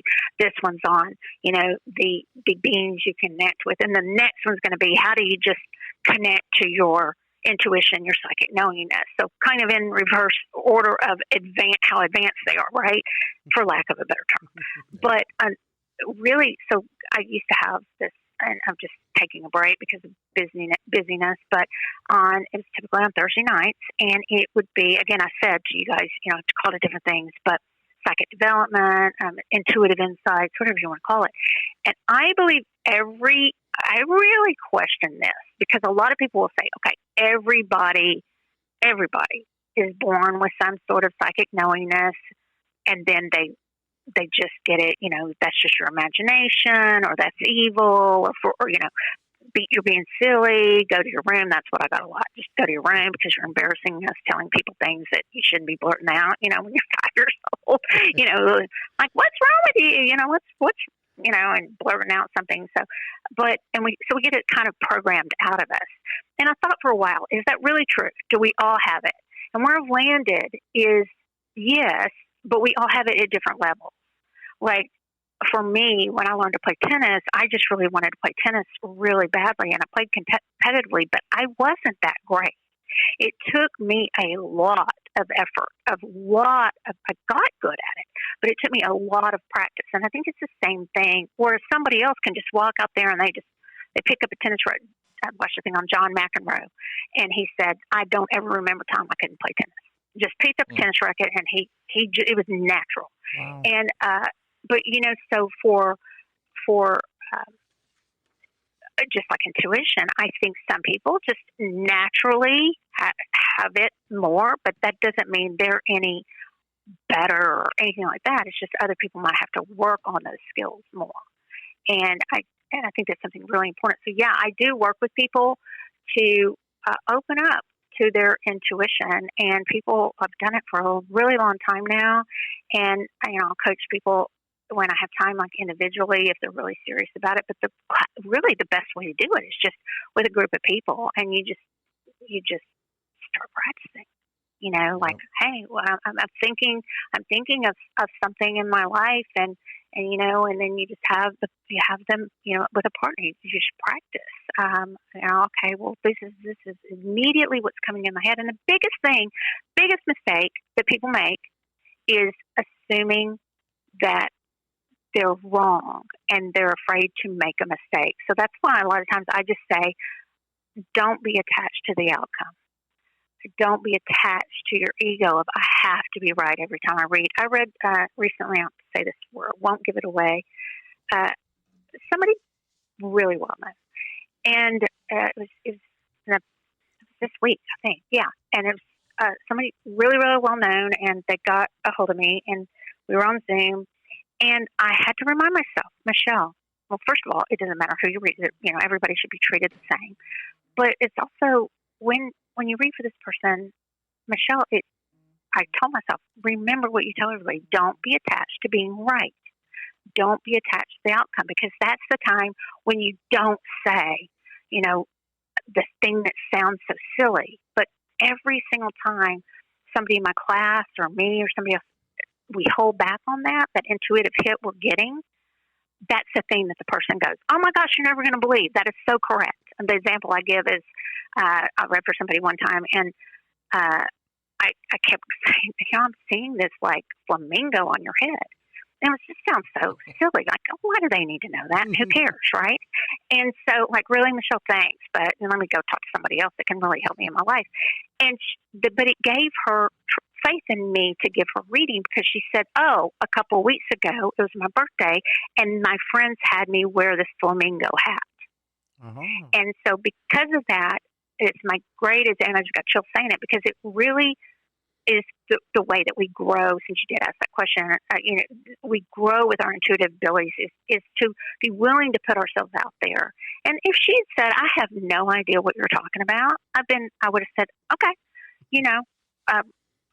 totally understand. I just wanted to put that out there. But it's those things that we aren't willing to say a lot of times, or that kind of are going to be those hits of where people go, oh, and it's real big for me if somebody doesn't know me and I'm going to read for them, especially if I'm reading for somebody who's passed. I am very ethical in the sense that I want them to know I'm really reading, really connecting with that person, instead of just BSing them, which I won't do. If I can't connect, I'll just say I can't connect, and really give them something like that. The person that's coming through, she doesn't like patent leather shoes or whatever, and the person will go, yeah, every time I wore those, she would say this, and my mom, that's my mom, and so it's really important just to say those things that sometimes may make us sound silly, but that may be the very thing where you connect with what I call other, or information to impart to others that really may help other people. Well, since we're on this topic here, in chapter 11, you talk about, you say that there's no veil, that there is only a self-imposed limits that we put upon our own perception. Are there ways that we can lift that self-imposed limits to our perception? Yeah. So it was interesting. Thank you for asking that question, because I still struggle. I kind of still cringe when people say it, because I think, wow, the veil. I mean, who doesn't talk about the veil, right? We all talk about the veil. Yes. The way I was raised, everyone talks about the veil between what? Probably between here and other spirits, here and someone who's quote unquote crossed. The way that I think that we can, and see if I can answer the question. So that's the reason I have never seen a veil. So that's why I said it to my publishers. Like, I think we were going to call this book Spirits Amongst Us, or Spirits Among Us. And they kept saying, well, you keep saying what's so interesting that you don't think there's a veil. Why? And I just never have had that differentiation between, and so I do think it's something that human construct of, and I don't mean this ugly, but potentially where it just started, one of those things that got kept repeating over and over and over, that there might have been people who didn't want us to see other things. So we just as humans kind of evolved into that, of just not seeing all the different beings and all the different frequencies. And the way I would most, first of all, maybe be open to the fact that you can connect with different frequencies. And that to me is where you start realizing there's not this as much of a separation as people think. I use it probably the most. Why is it important? Why would I stick my neck on the line to say I don't believe there is one? That's just that's been my experience. I've never seen one, never seen this. It's just, I feel the frequency difference. It's as though our loved ones are so close. So I use a lot of loved ones when I do readings and stuff, and I'm so careful because we love when we don't always love our past loved ones. There's a lot we don't want to talk about that in the book too. We don't want to talk to some of them. But how do we do it? I really just become open to it and becoming, even just become open to when we were talking with, it was Jason, right? When we were talking about the ears, just as we really become sensitive to those things, that's when I think you can start picking up on that there's not really this hard separation between the living and the non-living. But that's not to put down great, beliefs and of people where they really have the time where, this is where, and a lot of people talk about it, and cultures do, around Halloween, and then there's the All Souls, and where they say the veil is thinner and you can communicate. For me, I just don't think there is one. And just become more aware of your tells that I was talking about earlier, and the things going on around you. I don't think it also has to be belief. I just think it's practice. And I hope I answered your question, because I kind of went off on the fact of why I don't believe there's a veil, because it's a pretty bold statement, because pretty much everyone says there is one, but I just never have seen it or experienced it at all. It seemed like just everything was open to me from childhood on. And does that mean I need to protect from some of that stuff? Yes, it does. It doesn't mean I just let everything into my energy space. But when I was young, I probably did. I probably had a hard time with it. I had a lot of headaches. I had a lot of things happen. I was probably a bit sickly. I was scared all the time because I didn't know how to kind of control all the things that were coming through to me, because I don't believe in a veil. Right. So that's where, hence the title Unveiled. Unveiled. Yeah. So, and that's when it came, Spirits Unveiled, because I want to kind of let people know to know that they are all right here. It's not like they're in some necessarily different dimension or different. My introduction was hard to write because of that, because it's like, this is just really getting boring, and talking about, the planes, the dimensions, the realms, and how we use those words interchangeably, and I still do too.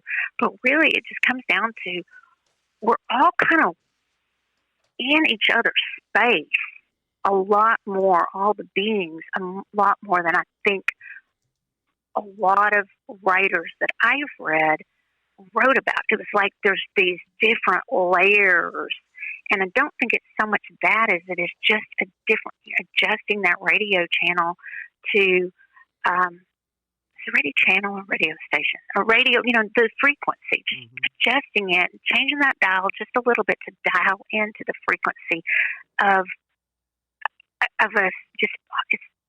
We're all here together, all the beings, and that's how it's always been for me. And that's why Spirits I want to backtrack a little bit. Okay. If we don't mind. I know in chapter 9, you talk about meeting a predatory spirit. Mm-hmm. Can you tell our listeners about that? That awesome. I know I don't want to give away, but I want them to buy the book. Yes. Well, you tell an awesome story about your husband. It's not. It's a good story, but it's not good in what was going on. But that you actually got rid of a predatory spirit, I guess. Right. So it's interesting because I believe I was writing the book when this happened. I'm not sure. Maybe it wasn't. But at times, it's kind of weird to y'all lately. It's just kind of weird to me lately. I guess it always has been. But yes. So Roger, he's okay with me saying it. He has type 2 diabetes, and so we live in it. Cause this is sort of important to the story. I've learned we live in what I call a mullet house because the garage is on the front, and so it's business on the front, party in the back. I mean, the garage is right on the front. I was about to say that. Yeah, and so it's in we moved into a smaller to be equidistant between our 3 stores, and we travel a lot. And then there's a golf course. It's really pretty on the back. There's so peaceful, and a lake right there and everything. And so it's a townhouse. So it's connected to another, and it's kind of there's 3 levels to it, and so it's kind of skinny, right? Like skinny and but tall. And so the master bedroom's kind of on the 2nd level. And I'll say why this is important in a second. So he has this diabetes, and he was, for anybody who understands the numbers, and I'm just learning, I think it's called A1C or AC1, something like that. A1C. I've got type 2 diabetes, so okay, that's what they love to keep track of. Yeah, so they show this little thermometer thing, these pictures you can Google, and it'll show, this is the green area and you're okay, and here's the yellow area, and then you get up to like a 12 or something like that, and that is danger, right? And then you also have your number about, like, if it's a 300 or a 400, I mean, you could be in a diabetic coma. And so Roger had been having trouble. I mean, that thermometer thing that goes up to like 12. He at one point was like 13, and it was bad. And so I'm always, once I learned a little bit more about that, I've watched him, and I could tell he was having trouble, and they were adjusting his medicine and everything a lot. And so to get to the predatory spirit, so we're on that 2nd level, and I was awake, half asleep, probably reading, falling asleep. And I looked over at him, and as real as any person you've ever talked to, like right in front of you, it wasn't like transparent. There was this lady, and she had like a black veil on and all black, and looked just, the word that comes to mind is kind of gnarly, like something mean, but just like shriveled up, kind of gnarly. And she's leaning over Roger. And I do some medical intuitive stuff, but it's kind of hilarious because I'll say your knee hurts, but I'll point to their foot. I mean, I'll get how medically, whatever the intuitive messages would be right, but I'm no doctor, and I'm like, your head hurts, and I'm pointing to your hand or something like that. And so I didn't know, where spleen was or what was important to diabetes, but she was leaning over him, and immediately, and I'm used to seeing spirits, and they don't scare me nearly as much as when I was little. But this one scared me because she looks up, and she was like she was doing something to him. Okay, and he's asleep, oblivious, and she's laying over, and she looks up, and if you think of the scariest movie, she looks up really slowly, and I said, well, "What are you doing?" or something like that. What are you doing? And because I believe we should talk to spirit. Don't just let them control us. We can talk to them. And she started laughing. And it was creepy. Okay, you know how the children's laughter thing can be kind of creepy? This was really creepy, like menacing. I knew immediately, because I say in the book, there's some spirits you might want to talk to. You may want to spend some time getting to know what they want to know. But I knew immediately she was out to no good. He was already not too well, and I don't know, maybe she'd been there before and I hadn't seen her. I don't know. But I said, get out. I banish you. Okay, and I don't really feel that strong to banish things, but I'm just like, I could think of nothing else to say. And back to those stairs. So she went out of the room and ran laughing up to the third level. So the 2 bedrooms up on the third level. And she ran up, and I got up. I was like, I am scared. And I was scared. But I kind of stuck my head around. I thought, okay, I'll deal with it later. And I did. I closed my door like that's really going to keep her out, and locked the door. No, it's not going to work, but whatever, Michelle. And I was like, I don't know what to do, and I'm scared. And I kind of woke up Roger, and he didn't feel healthy, but I was like, just put a prayer of protection over him for me, set intention, whatever that is to somebody. I believe you can do that. And put, protection over him. But it took me a while, you guys, to get rid of her, because I think she stuck around for a while. Because I didn't follow her up those stairs, and she was literally just laughing, like mocking me going up the stairs. And so it took me a while of working with coming in and just saying, you're not allowed in my home.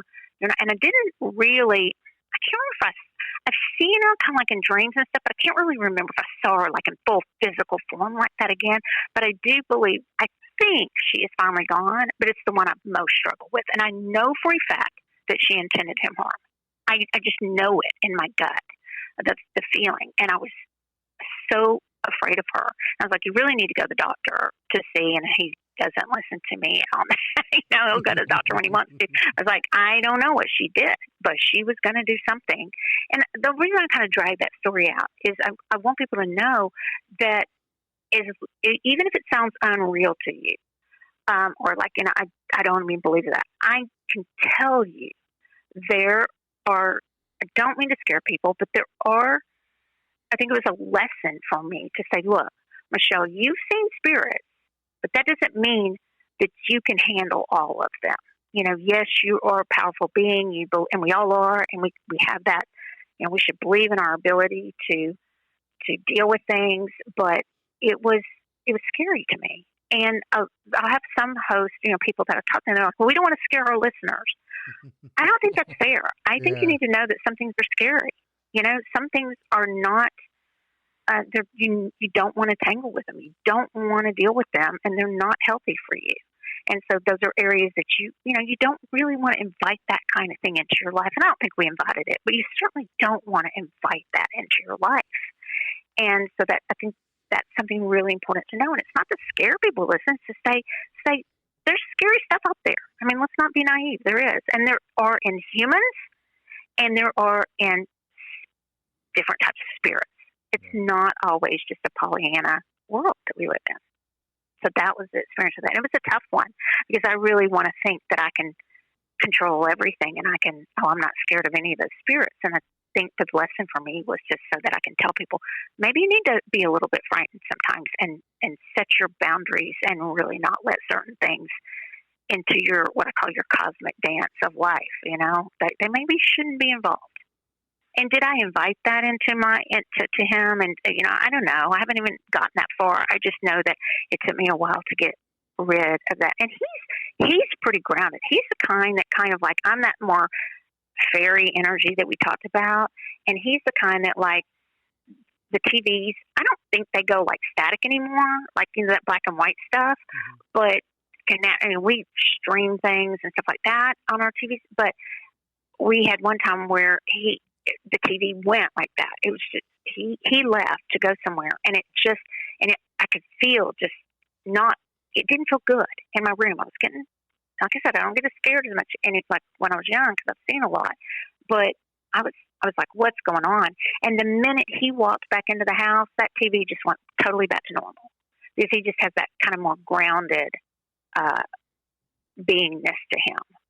Just a little more grounded, and don't maybe let things mess with him as much as me. So I think it is important for people who listen. No, I'm not trying to scare people, but I want to be real. It's a lie to say there aren't things that have kind of the duality of what we want to define as positive or negative or good or evil. Yeah, I do think there's three things. I think those kind of entities or spirits, they try to feed off of you. And with him being, you know, sick, and she could have just showed up and was drawn to him. Yeah, it's like a parasite, right? I said predatory spirit. It felt like this parasite, that's just going to want to do something bad. And they may know when we're weak, either physically, spiritually, emotionally, mentally. It goes back to that scan. These predatory spirits may know when we're weak, and we really need to put up some protection for those. And it's I know for a fact now that it is very real. She felt like a female energy. I don't know what she was. She felt, it doesn't matter. It just felt like something I don't want in my mullet house anymore. I don't. She is not welcome there.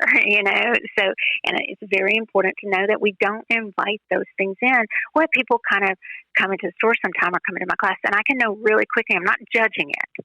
I'm just saying it's dangerous. I'll know really quickly when people only want to hear about the really dangerous beings. And what I want to say is that's great. And I even like those kind of movies sometimes and stuff. Now I kind of laugh at them. Roger can't even take me to the movie theater because I'll start laughing at scary movies and people get mad at me because they're silly sometimes. But does that evil, for lack of a better word, exist? Yes, it does. I know it does.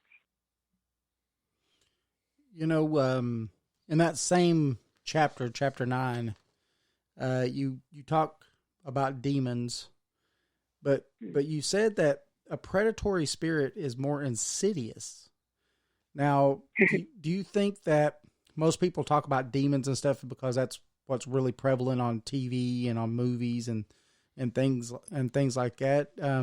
So what makes a predatory spirit, worse than a demon? And perhaps I should have put it like this: a level of a predatory spirit that is out to do you harm. Because if we use the word demon, just because that's the word a lot of people use, and I use the word angel just because that's a word a lot of people use. It may be a different, it's the vibration you feel of the being, but perhaps I should have put it, could she have been a form of a quote unquote demon? Potentially. What I mean by it is that level up of they're not just minding their business. I believe she sought him out. He was probably out somewhere and she thought, I can prey on this person. And so that's what I mean by, they're worse. So could a certain demon be worse than that predatory spirit? Potentially. I was just trying to distinguish kind of the intention, because I don't think demons, for lack of a better word, all are necessarily evil. Their purpose is to prey on someone. Right. I hope that makes sense. It gets a little tricky there because of the words I'm using, because I can really do it more by feel. What's the intention? Yeah. And can we handle that? So, but I'm not kidding you guys. I'll tell you, when I come in, that is something that still scares me. And I'm actually usually more scared. I've had some trauma in my life and a little more scared sometimes of walking in the house by myself. I want to check every room, I used to do that, check under every bed. But that being scared me. And, but that's not to say that demons, for lack of a better word, can also be just as predatory, but I'm just that level. I don't know if she's a demon or not. I mean, she just felt like this energy that was out to harm him. Mm-hmm. Yeah. So I don't care what I call it. I just know she was real. Right. And I have this picture I was going to get framed, and I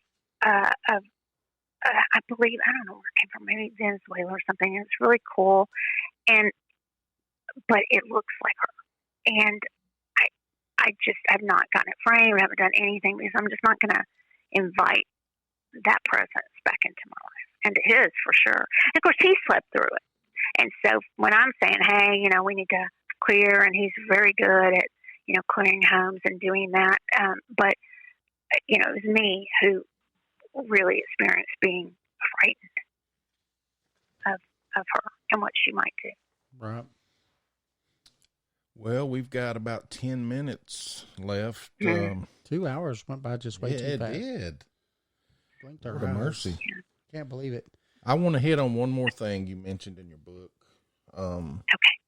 If it's okay with David. Yeah. Well, astral travel. Yes.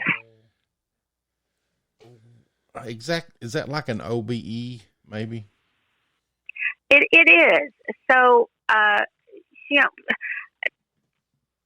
OBE and so out of body experience and astral travel, and there might be some subtle differences. And since we're short on time, I'll say it. I would say use your words, like it. And then there's astral projection, where we stay right where we are, but we project ourselves into, which would help us do like remote viewing, which is really another super cool topic, right? So, because remote viewing is very real, and our government's used remote viewing too. And so maybe we astral project ourselves into a situation, but when we travel, our aura, for lack of a better word, so our subtle body will travel somewhere else. So yes, I do feel like it's like, you're pulling out of your body, and you just kind of visualize that and pulling out. And again, there's the subtle differences, but that's like a book, right? A whole nother book on astral projection and astral travel, and people get really funny if you don't say it exactly right. But for me, it's the biggest thing I want to say to people is first two things. One, a lot of people who have what I have, okay, and I'll just put it that way because I've had it since I was little, where I can, kind of discern things, say things, get messages. I think that many people who have that, and we were talking about levels of how you practice it, I have found, and I haven't done a scientific study on this or anything like that, it just seems to me, with all the people I've dealt with, and I've dealt with a lot my whole life, that if you've had some OBE, where you have pulled out of your body, and by the way, when I was little, I did a lot, okay, so I would astral travel a lot, but I think that it could be from an NDE or from trauma, where people, sadly, will pull out of their body. I'm just not going to be here for this experience. And I've had both. So, a near-death experience and out of, so both of those can cause you to go out of your body, right? Sometimes we'll just pull out of our body because stuff that's going on. It's really sad. But what I will say about that is I do think that it seems to me that the people who've had, not that you would wish this on anybody, but those situations where they have pulled out of their body and then they've gone back into their body, for some reason they seem to have, for lack of a better word, kind of that psychic gifting, and they'll start, if they hadn't had it before, they'll start to have it. And I've just had so many people I've had in my classes or that I've done readings for that's happened. And so it just seems to be a pattern that kind of escalates your, you just became maybe stronger in your, lack of a better word, like psychic knowingness. But yeah, they're very much alike. All three of those, I believe, the OBE. And then a lot of people, you'll talk to, and I've asked a lot of people, it's not something I would say that not I enjoy is where you have kind of the sleep paralysis. Mm-hmm. And that too just ties into, because a lot of times people astral travel during sleep, right? They may can astral project while they're just sitting at their desk. But that thing of going outside of your body sometimes comes, especially with children. And I think it's important for people to know if their child tells them, like I felt like I couldn't move, that is like that paralysis, I believe, is also a sign of, a lot of this psychic knowing. I don't totally understand it, but I had a lot of that when I was young, too. Yeah. Well, the reason I asked is I know our listeners have heard the story before, but I'm going to tell you. When I was probably mid-30s, early 30s, I think I had an OBE. Something happened. I was asleep, and all of a sudden, I mean, it wasn't a dream. I know it wasn't a dream because I was up at the ceiling looking down at myself sleeping, and something was pulling on me, trying to, make me go further, and I was swimming like crazy to get back down because it really shook me up. And but as soon as I got down back in my body, I woke up from sleeping. Now, yeah, I don't know if I died. Maybe I died or for a second. You never. I just don't know. But that did happen to me only one time, and I hope it don't do it again. Well, and that's probably why you haven't done it again. I don't, who am I to know what your experience was, but don't think every time we go out of our bodies, we're necessarily dying. And I think you woke up in the middle of something. I'm going to tell you something. You've done it more than once. You just don't remember. Wow. You can take that or leave it, but I got that hit immediately. I guarantee you have traveled outside your body probably, and you just didn't wake up in the middle of it. Well, I need a lot. Go ahead. Sorry. I never thought about it, but when I was younger, like 10, maybe younger than that, I would always dream I was flying outside. That's a big sign of it. Yeah, that's a big sign of one of the questions you would ask. If you've had out of body experiences, is do you feel like have you had dreams of flying and things like that? That's literally one of the questions that's like on the list when they ask people if I'm they've like had getting cold chills right now. Yeah. So now, tonight you're not going to be able to go to sleep. You're like, okay, I'm not going to go out of my body. I'll be up all night. I told him I'm staying right here. I told him he had an experience that I've always wanted, and haven't never that I know of have ever had, at least lucidly that I remember. How's that? But yeah, I've always wanted to do that. And I think just so you know, I do think there's some steps you can go through. And I don't know if I talk about it in Spirits Unveiled. I don't know if I give a list of how to astral travel, but you can. But it's interesting, if somebody doesn't want to, I think you can also say that before you go to sleep, just so people, look, I'm staying right here right now. But it's interesting. Yeah. Every time we talk about it on the show, every night we do, I say, I'm not doing this tonight.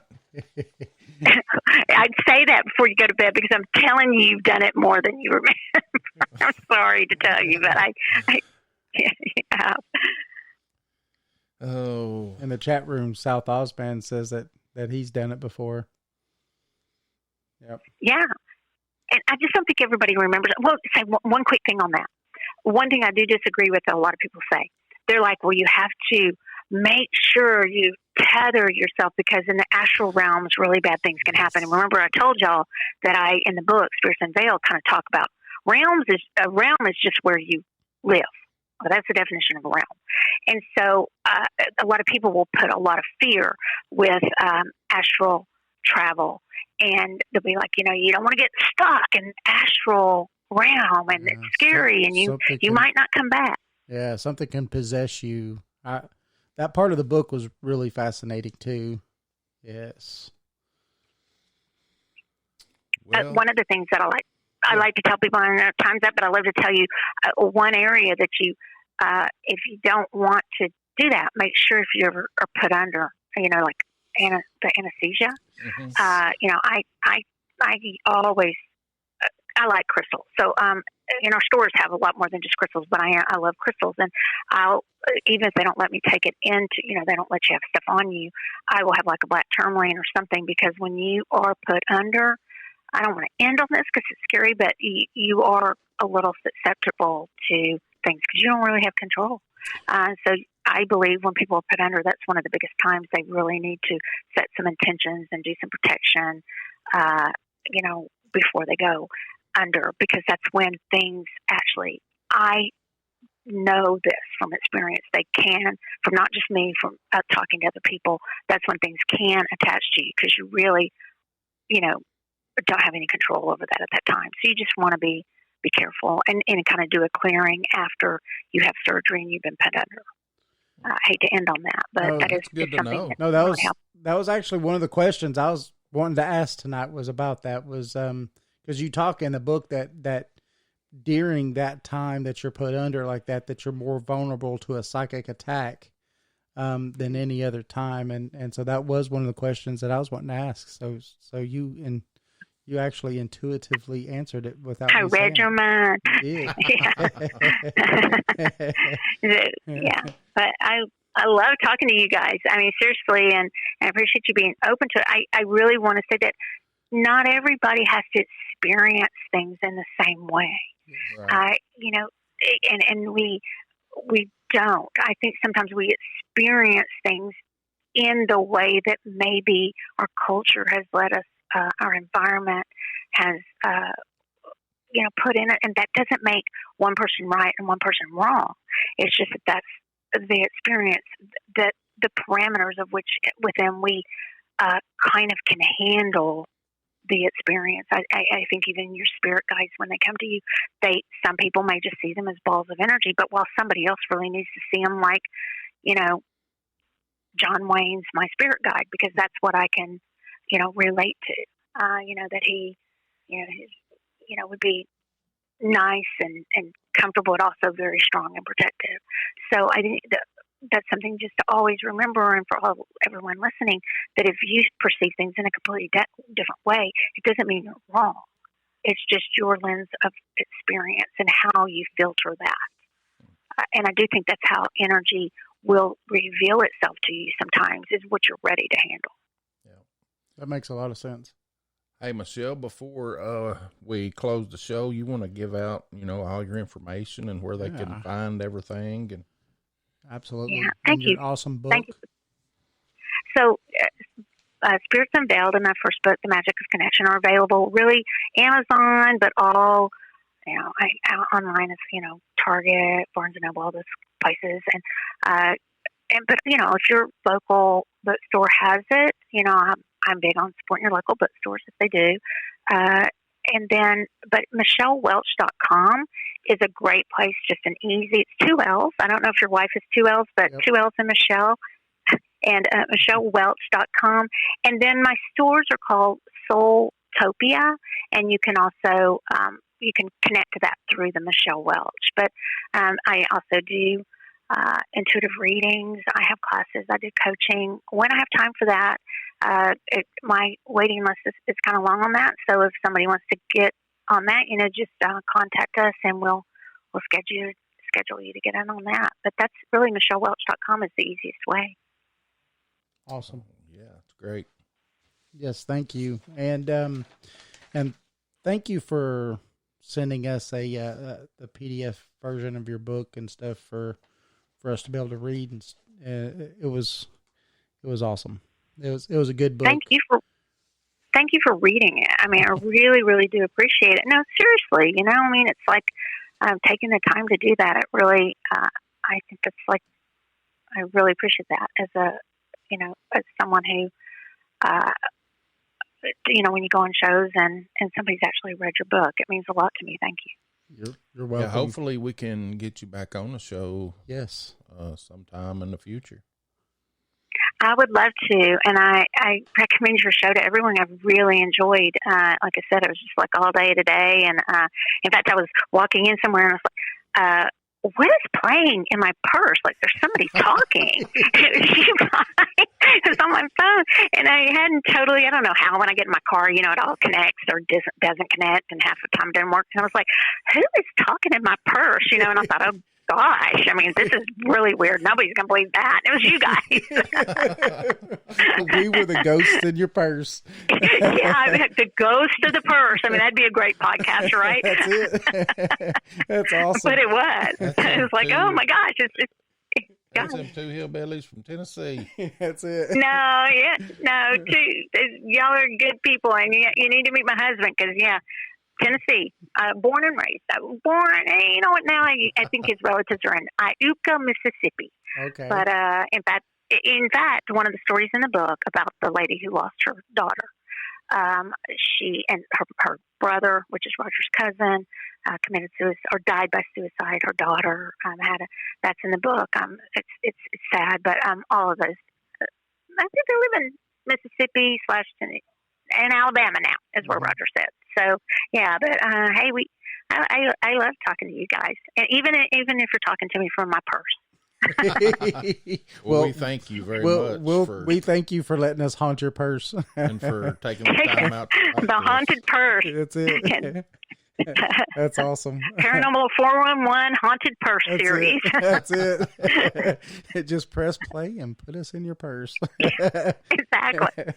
Yeah, that's awesome. Well, thank you, Michelle, and have a good night and have a good weekend. You guys too. Thank you so much. I love your show. Appreciate you having me on. Yes, ma'am. Thank you, and I'll tell everybody because your book is fantastic. So thank you so much. You have a good night. Thank you. Good night. You guys too. Good night. Wow. That was fantastic, everybody. That's a great show right there. I want to thank everybody that came into the Podbean chat room, South Osman, and I Chris. I think he's got a podcast too. You ought to listen to him after this show. Yeah. Heck yeah. Heck yeah. And everybody that's in the Paranormal 411 live chat room, hello. So that was Michelle Welch. Her book is Spirits Unveiled. Like she said, her website is michellewelch.com. You could go there for more information and to schedule private sessions with her. So, and the book is a must read. It really is good. Yeah, it answers a lot of questions. Yeah, I mean, we didn't even get to go over 4 chapters. I mean, just barely touched on 4 chapters. So, I'm just saying it's if you heard anything that you liked, there's much more. So, and remember, we have a book. We do have a book. Tell them about the book, boss. Oh man! So you go on to Amazon and you could just do a search for East Tennessee Hauntings and Lore. That's East Tennessee Hauntings and Lore on Amazon, and you can purchase it. We're 5-star rated, and it's a pretty good little coffee table book. It ain't a 200-pager.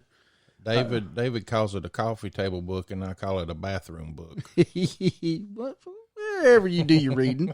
But I'll tell you, it is a pretty good book. We've got a bunch of short stories, a few personal stories, and even an investigation that we did in the book. So it's pretty good.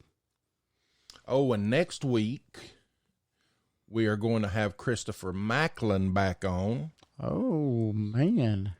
Since last week, it bombed. The equipment bombed out on us, the internet, and yep, that's what it sounded like last week. It was like just it hit the fan. Yep. So Christopher Macklin next week, he'll be a good guest to talk to. Yes, he talks about Archons and Galactic Federation. I think he's wanting to do a little remote viewing sessions. He said if we can get enough people on the chat rooms that he can remote view. Yes, in the chat room. Yeah, he does remote viewings and stuff. And next week, if we have enough people on, we'll actually light up the phone lines. We actually have a phone number If anybody's listening to this that wants to listen to next week, our call-in number is 978-547-7575. I'll say that again. It's 978-547-7575. And we'll open up the lines next week and take phone calls for Dr. Macklin. Yes, you can even call in at any time and leave us a voicemail, tell your story or whatever you want to do, and we'll put it out there on the air. Yeah, it's awesome. I want to thank everybody that did show up in the chat rooms tonight. I want to thank everybody that listens to the show later on in the podcast form. We can't do it without any of you. All of our premium members, we want to thank you guys and gals. You know, you're all awesome, and thank you. Yes, thank you. So, everybody go have a good weekend. It's Friday. It's Friday night. That's right. It's still early. What are y'all going to do tonight? Huh? So, have a good time.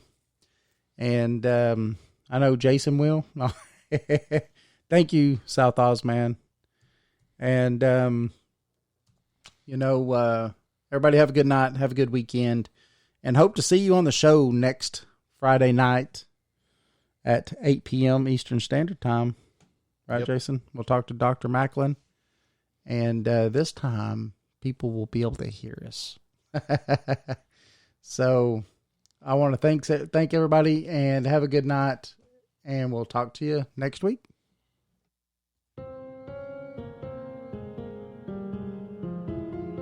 Thanks for listening to the show. You can find us on Facebook and Twitter at Paranormal411. Join us on the website at paranormal411.org. It's free to sign up and become a member. All of our upcoming shows are on the guest and events page. You can also listen to past shows on the website as well. And if you like the show and want to support us, you can do that by becoming a premium member for only $2 a month. Thanks for listening to Paranormal 411. Join us.